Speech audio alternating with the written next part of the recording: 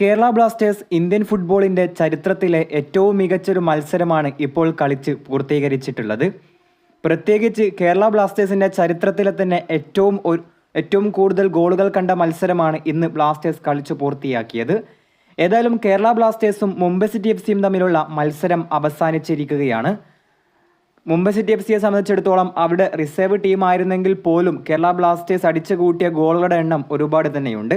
കേരള ബ്ലാസ്റ്റേഴ്സിന് വേണ്ടി സൂപ്പർ താരങ്ങളായിട്ടുള്ള നോഹ സദോയും അതുപോലെ തന്നെ കോമെ പെപ്രയും ഇന്ന് ഹാട്രിക് പൂർത്തീകരിച്ചിരുന്നു. അതുപോലെ പകരക്കാരനായി കളത്തിലെത്തിയ ഇഷാൻ പണ്ഡിത 2 ഗോളുകളും അടിച്ചതോടുകൂടെ കേരള ബ്ലാസ്റ്റേഴ്സ് എതിരില്ലാത്ത 8 ഗോളിന്റെ വിജയമാണ് ഇന്ന് സ്വന്തമാക്കിയത്.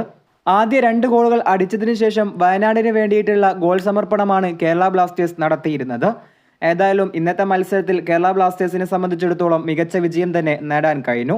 ഇന്ത്യൻ ഫുട്ബോളിൻ്റെ പുതിയ കലണ്ടറിലെ ആദ്യ മത്സരം തന്നെ മികച്ച സ്കോറിന് ജയിക്കാൻ കഴിഞ്ഞു എന്നുള്ളത് ബ്ലാസ്റ്റേഴ്സിന് ആത്മവിശ്വാസം പകരുമെന്ന് പ്രതീക്ഷിക്കാം.